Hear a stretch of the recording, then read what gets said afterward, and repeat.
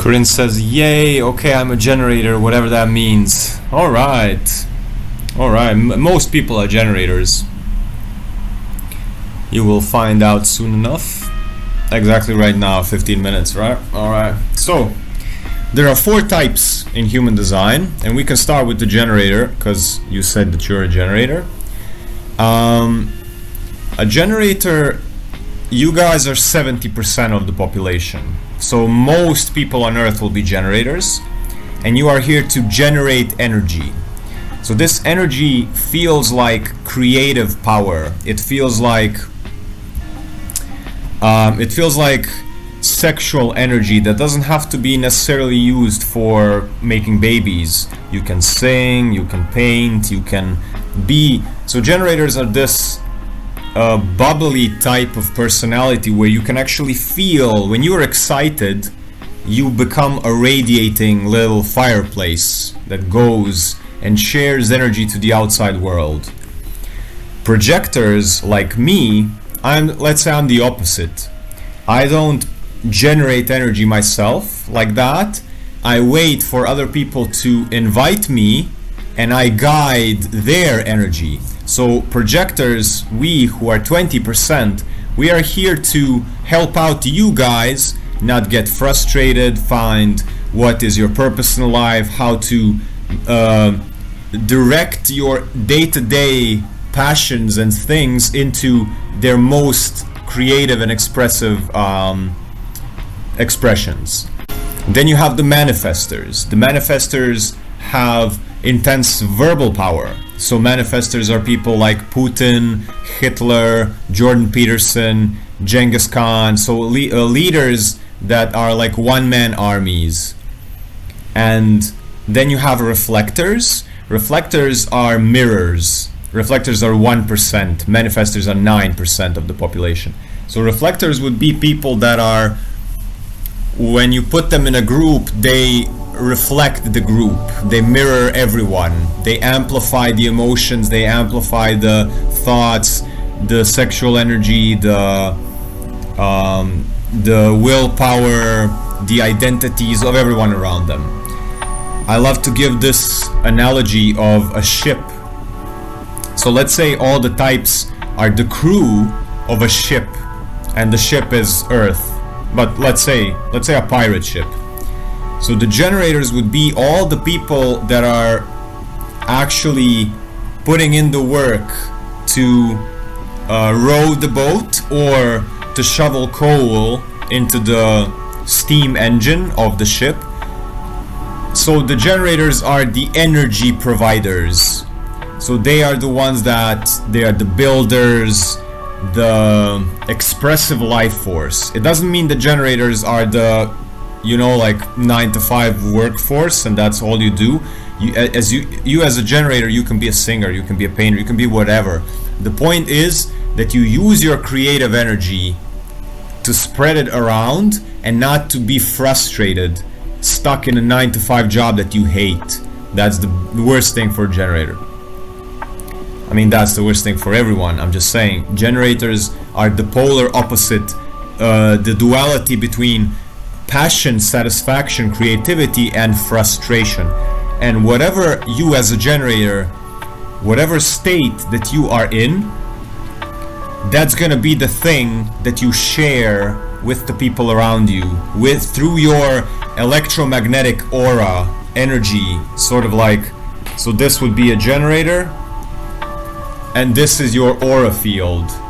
This is your energy field around you. And if this energy field comes from satisfaction, if you generate satisfaction, if you generate arousal, sexual energy, creative energy, then all the people that are inside of your bubble get fed this energy that you have generated. But if this energy is frustration, everyone around you will feel frustrated just by receiving it. So the generators are the energy that makes the ship go. The manifester is the person behind the rudder of the ship. I think it's called the rudder, right? So the manifester is not the person that provides the actual force, the actual energy to move the ship. He is the person that just steers the thing. So he's the person that says left and everyone goes left. He says right, everyone goes right. Because you manifestors have this manifesting energy, this energy to initiate new things, to say let's do a new thing, and everyone says okay. You will recognize them by intense vocal. When a manifestor speaks, you sort of mechanically you can't speak over them, or when you speak and a manifestor speaks over you, you just get cut off, because they are here to make impact. They are here to impact. So they're not the ones that push the thing, they're just the ones that steered the thing. Then you have projectors, which is my type. Projectors are the ones that read the map and hold the telescope. So we just study the map and look. So we are the seers, the wise, the shamans, the guides. So we're not here to row the boat, we're not here to steer the boat, we're here to sit back, study the map. So study the map and look, and just look and know things and see things, and then say this is the best course of action. And then the manifestor goes like this, alright, and then all the generators go, row, row, row your boat gently down the stream, merrily, merrily, merrily, merrily, life is but a dream. Because if you row your boat in frustration, then it all goes to shit. But if a generator rows the boat with satisfaction, then everything is amazing. And last but not least, we have the reflectors. Reflectors are the scouts. So the reflectors would be the people that get on in a lifeboat, get off of the ship, and go and dock on an island for 10 minutes to scout if there are any cannibals or whatever, and then come back and say I felt this, this, this, and this, and then everyone says okay. So they are the thermometers, the gauges, because they feel so much. So generators, 70% of people on Earth. Projectors like me, 20% of people on Earth. Reflectors are 1%, they're the rarest, and manifestors are 9%. So each type has a different way of going through the world if they follow their strategy and authority. So generators have this buzzing, they have this arousal energy, and they need to follow it. You guys need to follow your gut response, not your mind, not your mind. So for example, somebody can tell you you should do this, and if you follow the should, but your body is not doing anything, you're doing it wrong. As a generator, you need to follow your body. So for example, who said? Corinne said she's a generator. If I tell you, if I put a plate of food in front of you and you're a generator, and you go by, oh, I read that carrots are good for you, but your body says nothing, then you don't eat the thing. But if I put a plate of carrots in front of you and your body uncontrollably, because this is not a thing that you can will into existence, it's a response. So generator strategy is to respond. So you put things in front of you and you see how your body reacts, and it's gonna be a movement, it's gonna be a it's gonna be a sound, it's gonna be a gut voice, it's gonna be or it's gonna be arousal, like like if you are a woman, it's gonna be like some sensation that comes from your womb, from your sexual center. If you're a man, it can be like it could be something, I don't know. I'm not a generator, I don't get these sounds like you guys. But it's gonna be an involuntary response from the body, and if you ignore that, you end up frustrated. If you choose a job not from this place that I'm describing, you set yourself up for frustration down the line. If you choose a partner that doesn't make you generate good energy, you set yourself up for frustration. If you go to a party that when you came there and there was no response from the body, you just know that that's not a place for you. So bodily response for the generators. For the manifestors, there's no such thing as this. For manifestors, the strategy is to inform. So So if you're a manifester, the main strategy is to tell people what's gonna happen, because you are this one-man army. You are in the possession of the steering wheel, and people get really, you know, defensive if somebody comes in and starts steering things for them. And a manifester just needs to say, I'm here to steer. I'm here to initiate new things. I've started a new program. There's a new group over there. But if you come and you start moving things around, it's like somebody came into your house and started moving furniture around without your consent. But if the person says, I am the mover, then suddenly the other guy says, oh my god, now that you mention it, I really need my furniture moved. But if you don't say you're the furniture mover, then it's like, what the fuck are you doing in my apartment? Why are you rearranging everything? I'm gonna shoot you with my shotgun. Like, how would you react if somebody just came in and started rearranging things? But if the person is a manifester and they say, I am the person that's here to rearrange your life in a good way, then you're suddenly, oh wow, I never realized I actually needed that. Yeah, please go ahead, thank you. So that's manifester strategy, to inform. Then you have reflector. Reflector strategy is basically to get surprised and to surrender to life, to absorb other people. But then when you want to make decisions in life, you need to give yourself a lot of time. So because reflectors are a reflection of the group and their most immediate environment of people, they need to be very careful if the decision is even theirs, if the thought is even theirs, if the emotion is even theirs, if the sexual energy is even theirs, all the centers, the fear, the proving, the willpower, the sense of direction, the sense of identity, their way of expression, their opinion, all these centers, there are 9 of them, they're all open in a reflector. And they need to be very careful when they make decisions to give themselves a lot of time, like 1 month even, to really know, did this decision come from me? Is this my own emotion? Is this my own thought? Then you have projectors like me. We are here to guide people. We are here to show people new ways of being if we are invited. So for example, I do one-on-one readings with people. I do psychotherapy and I do human design readings where I either look at your chart or I listen to you speak about your life, and then I can give guidance if you want me to give guidance. Because projectors, we are here to see things other people can't see. We are here to feel things other people can't feel. And then if you invite me, and that's the projector strategy, I need an invitation. I need a formal or an energetic invitation from you in forms of money, resources, a new, like you offer me something. Projectors, we're like vending machines. If you don't put things in, I'm not gonna speak, because you might not be ready for the things that I'll tell you. I might trigger you to no avail. I might, you know, lift up the carpet and show you this is the bullshit that you've been hiding from, and then you're like, fuck you, I create lines, you are shining a light on my shadow, and you know how it goes with shadow work.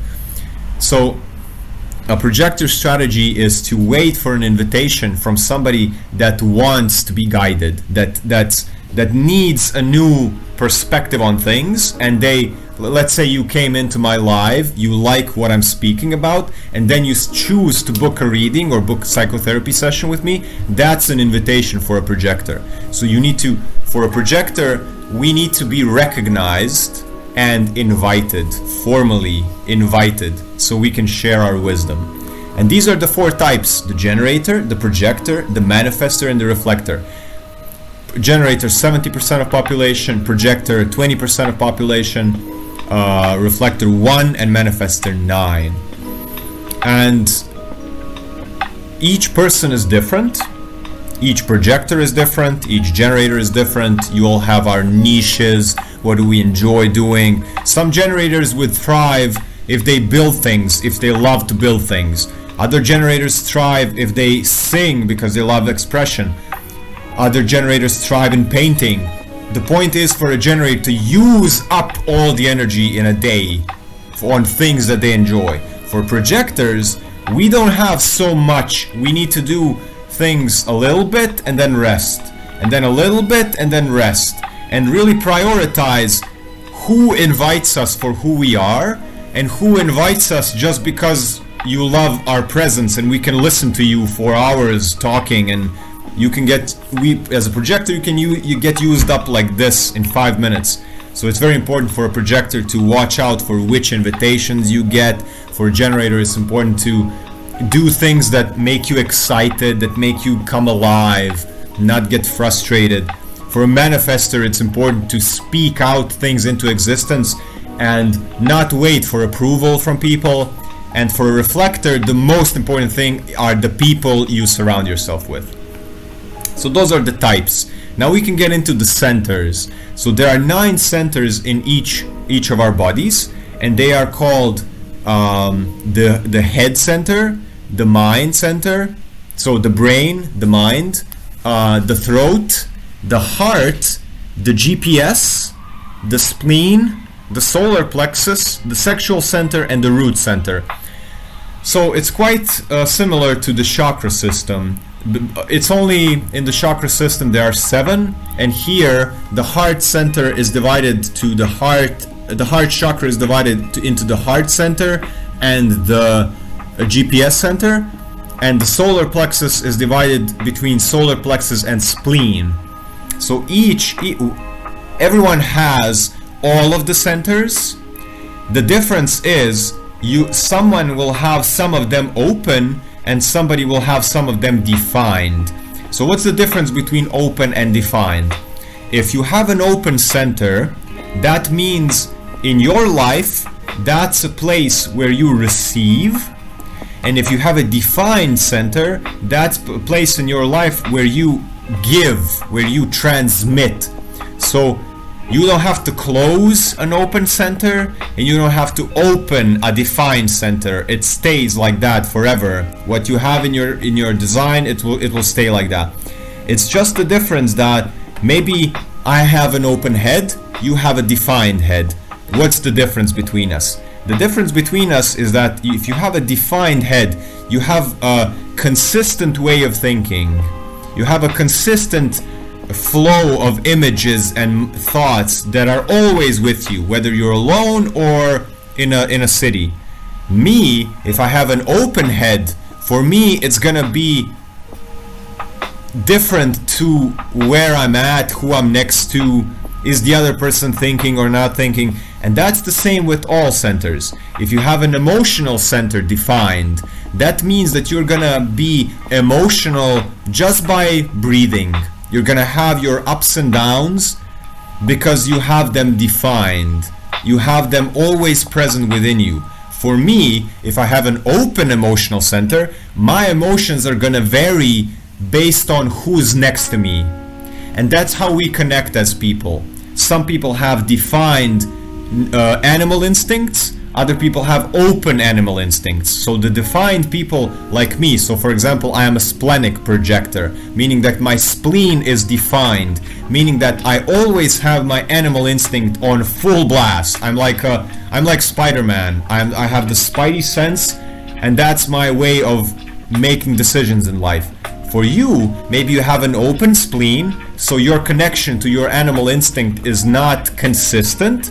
Doesn't mean that you don't have the capacity for it. It just means that who you're next to is going to be determining how you feel through your spleen. And then for another example, I have an open sexual center because I'm not a generator. Only the generators have consistent sexual energy. So I'm a projector with an open sexual center. It doesn't mean that I don't get aroused. It doesn't mean that I don't get horny or creative, or do I sing or paint or stuff like that. It just means that it's very, very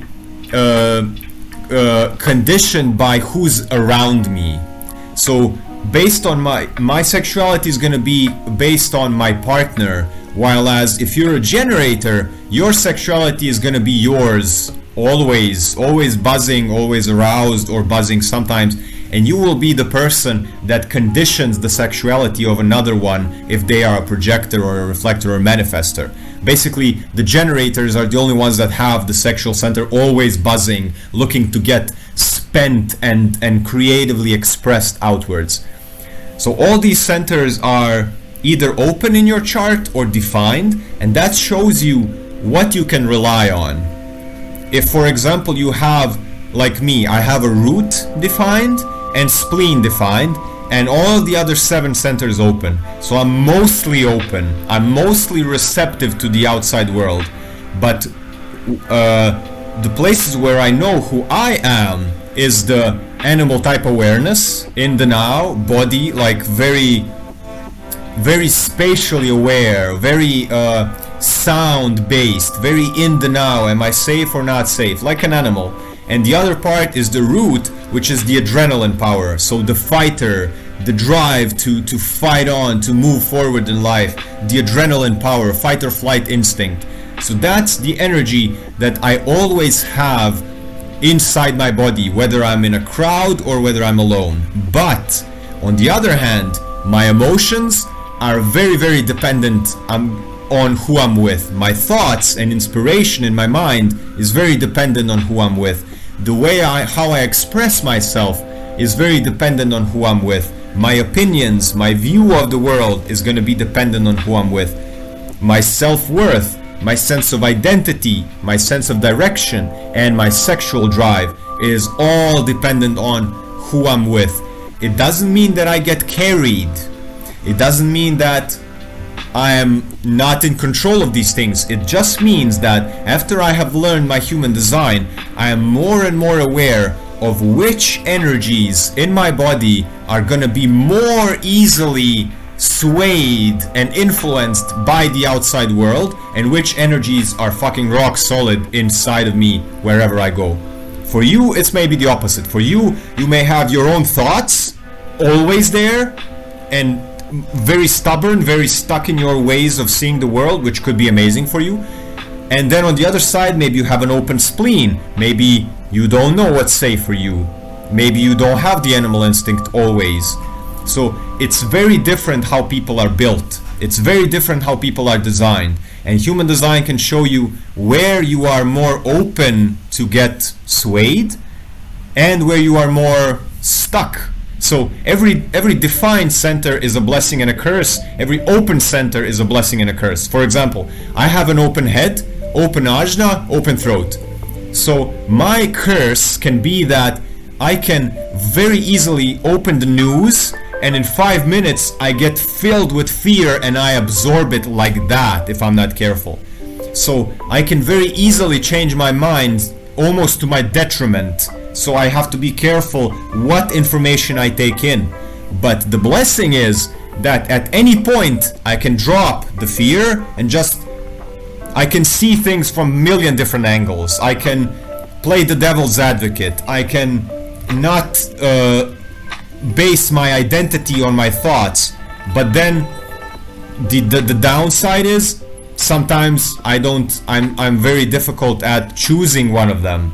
So but then a defined center, let's say you have a defined head, you have a very solid way of looking at things, and that could be amazing because outside influence can't get to you. So fear-based information, somebody judges you, you just I'm not thinking like that. I have a very defined way of thinking, and that could be a blessing. But a curse in that sense could be that you never change your mind about anything, even about things that are not serving you anymore. You're just stubborn, stuck in ways that are outdated. You can't see other people's point of view. So that's like with every center. And that's just what you have in your design. It doesn't mean that you have to fix an open center, like fill in an open center or open a defined center. It just means that when you know what is open, what is defined, you treat these things like superpowers. You can become a person that can see things from many different angles. A person that has an open throat like me, I can be wise about communication. I can adapt to other people's way of speaking. I can use many types of voices to express myself. So every single center is either a place to gather wisdom and become a wise sage through the center that you have. It's like a place where you learn from the world. But it can also be a place of great conditioning and make you live other people's lives, thinking that that's you, but no, it's not you. It's just your open center, your open emotion, your open head, your open throat, your open sexual center, self-worth, identity, all these things, where you have maybe you've lived with very emotional parents your whole life, but you by design are open emotionally, so you will be feeling all this turbulence and heaviness and emotion, and you will think that that's you. But only when you move out and you live alone for a year and you go into human design, and I Create Lines tells you you're not really this emotional person as you thought you were just absorbing, and then you're like, boof, like who am I then? And then you do readings, and then you learn about human design, and it's like shedding things from your body, from trauma, from beliefs, and suddenly you're like, oh my god, I've been living someone else's life my whole life. That's the basics, guys. That's the basics. Let's see some questions. I'm gonna go get a cucumber and I will read some of your questions.